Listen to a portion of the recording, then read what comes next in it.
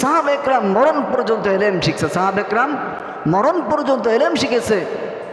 আবু বকর সিদ্দিক রাদিয়াল্লাহু তাআলা উনি বৃদ্ধ ছিলেন, কি ছিলেন? বৃদ্ধ ছিলেন। আল্লাহ রসুল সাল্লাল্লাহু আলাইহি ওয়াসাল্লামের কি ছিলেন? শ্বশুর ছিলেন। কি ছিলেন? শ্বশুর ছিলেন। শ্বশুর জামাইয়ের কাছ থেকে ইমান শিখছে। কি শিখছে?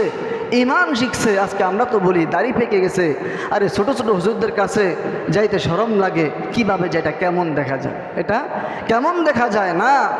যদি দ্বীনি আলেম শিক্ষা না করে কবরের জগতে চলে যান, রব্বুল আলামিনের কাছে আপনার হিসাব দায়ের করতে হবে। এই জন্য এলেম শিক্ষা করেন। এলেম কি করেন?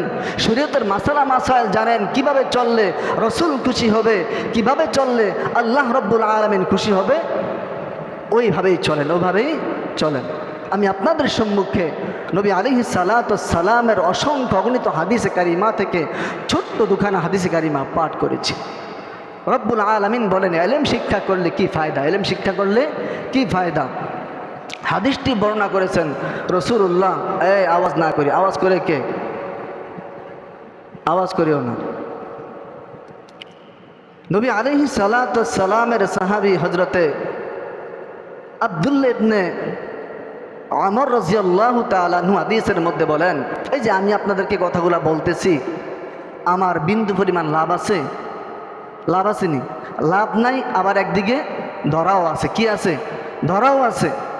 এই জন্য নবী আলাইহিস সালাতু ওয়াস সালামের সাহাবী হযরত আব্দুল্লাহ ইবনে ওমর রাদিয়াল্লাহু তাআলা আনহু বলেন, বাল্লিগু আন্নী ওয়ালাউ আয়া। নবী আলাইহিস সালাতু ওয়াস সালাম থেকে হাদিস বর্ণনা করেন, এ উম্মতেরা, তোমরা আমি নবীজির থেকে যা গ্রহণ করেছ, মানে এই যে আমরা 10 বছর 15 বছর যা শিখতেছি, বাল্লিগু আন্নী ওয়ালাউ আয়া, এগুলা উম্মতের মাঝে বিস্তার করো। উম্মতের মাঝে কি করো? বিস্তার করো। নিজে হালাল থেকে, নিজে হারাম থেকে বাঁচো, নিজে হালাল ভক্ষণ করো, অন্যকে হারাম থেকে বাঁচার নসিহাত করো। এই জন্যই বয়ান করা, এই জন্য কি করা? বয়ান করা। তাছাড়া আপনাদেরকে এই যে মাঝে মাঝে অনেক কথা বলি, এটা আমার বিন্দু পরিমাণও কি নাই, ফায়দা নাই। আপনাদেরকে একমাত্র উদ্দেশ্য জাহান্নাম থেকে বাঁচানো। কি থেকে বাঁচানো? এবার আসুন, এলেম হাসিল করলে কি ফায়দা।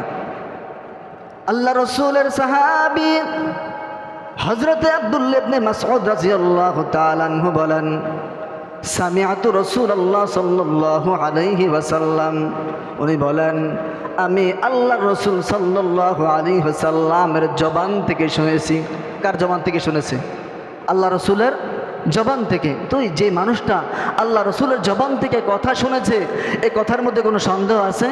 কোনো সন্দেহ নাই। তিনি বলেন, ইয়াকুলু নাদ্দারাল্লাহু সামিআ মিন্না শাইআন।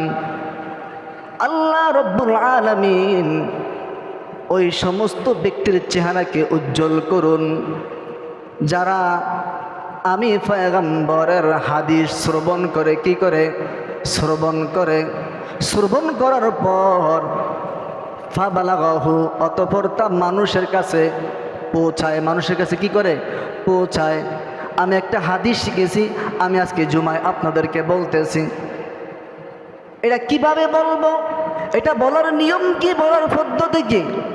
কামা সামিআহু মিন্না। আল্লাহ রসুল বলে, নিজের মন মতো বললে হবে না, নিজের মন মতো বললে হবে না। আমি পয়গম্বর ঠিক যেভাবে বলেছি এভাবেই উম্মতকে বলতে হবে, এভাবেই উম্মতকে বলতে হবে। এটার মধ্যে বাড়াইলেও খারাপ, এটার মধ্যে কমাইলেও অবস্থা কি খারাপ। বাড়ানো যাবে না, কমানো যাবে না। আমি পয়গম্বর যেভাবে হাদিস বর্ণনা করেছি ঠিক ওভাবেই বর্ণনা করতে হবে। এজন্য মুহতারাম হাজিরিন, বয়ান করার একটাই মাত্র কারণ, একটাই মাত্র উদ্দেশ্য, আমাদের গুনাহ থেকে বাঁচতে হবে। কি থেকে বাঁচতে হবে?